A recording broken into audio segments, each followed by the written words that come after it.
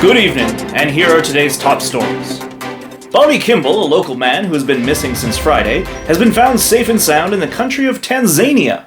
An old man recognized Bobby when he stopped him while heading to Mount Kilimanjaro and said he was looking for, quote, some old forgotten words or ancient melodies.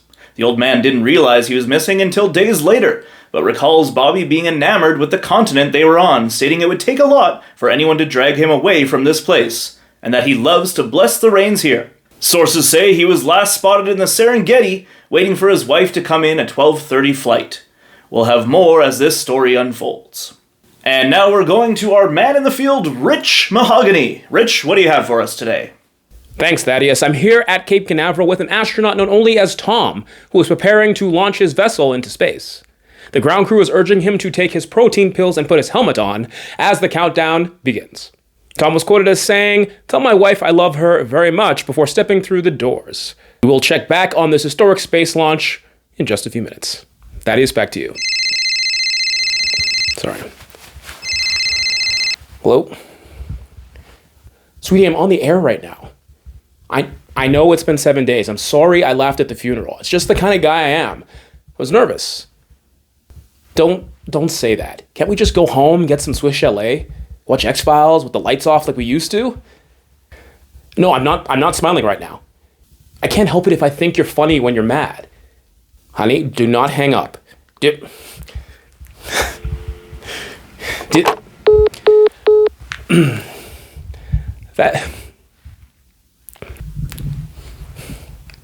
Hello?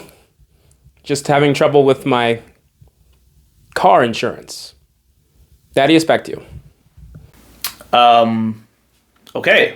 Well, hopefully you get things sorted out soon, Rich. In sports news, a local pinball tournament has been turned upside down this week as a young challenger has dethroned the current reigning champion, Reginald Townsend. The champ seems to be slightly enraged but also very impressed by this young man, whose name has not been released as of yet. Reginald was quoted as saying, "He stands like a statue, becomes part of the machine, feeling all the bumpers and always playing clean."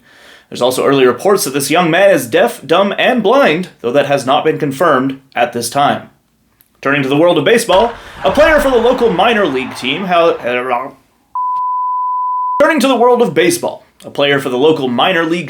a press conference today, as he had been feeling undervalued as a player and used this opportunity to call out his coach. John Cameron F. stated in the press conference that he spent some time in the Mudville Nine, but was watching from the bench and doesn't want that to happen again. He name-dropped some other baseball greats like Ty Cobb, Joe DiMaggio, and even the mighty Casey, seemingly indicating that he could become one of the greats if only given the chance. He ended his press conference by saying, "Put me in, coach. I'm ready to play." Good evening. We are here live outside the house of a distraught woman who claims her husband has been acting suspiciously. According to her, she walked in what appeared to be a compromising situation. Her husband with another woman in their own home. She reports catching him red-handed on the bathroom floor, but when confronted, the husband denied everything and did it repeatedly. He was not the one in question, in so many words. Despite the overwhelming evidence, hair on the shower mat, suspicious sounds, and even a strange scent, the husband maintains his innocence.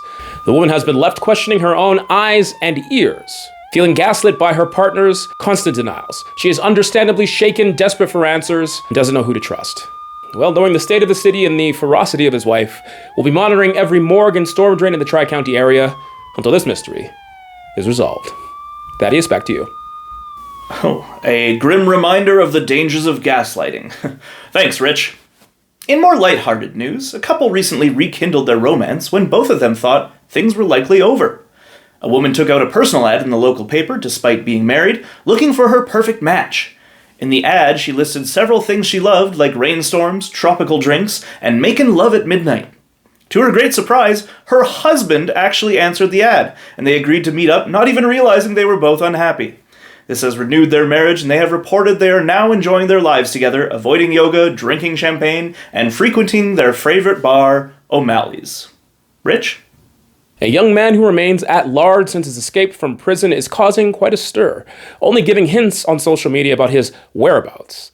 Clearly under the intense psychological turmoil from his escape, the young man did post that he's doing just fine since leaving his cell. Credible sources have said the root of this man's psychological issues started off with a misplaced kiss. Since then, the man has imagined his partner in many compromising positions, going as far as imagining her in a taxicab with another man, canoodling, chest touching, and the like. We have all done our fair share of overthinking, but for this man it appears it's just the price he pays. Anyways, Trivia Killed the Radio Star News hopes to find him soon with the help of our new news chopper, right? Look at it. Thaddeus? Well, I never. In paranormal news, a local man has reported strange things happening in his neighborhood, including an invisible man sleeping in his bed. When reached for comment, he seemed to be terrified of seeing things running through his head and continually muttering to himself that he had to call someone, but wasn't sure who. He also indicated that he wasn't afraid of any phantoms, specters, or poltergeists, and cryptically ended the interview by saying, "Busting makes him feel good." The man is currently at large and considered dangerous. I'm reporting live from high above in what I thought was our newscopter, but this appears to be some sort of a party copter for rent. Should have known when I asked the pilot for his credentials. Ass and Plexiglass Institute. What was I thinking?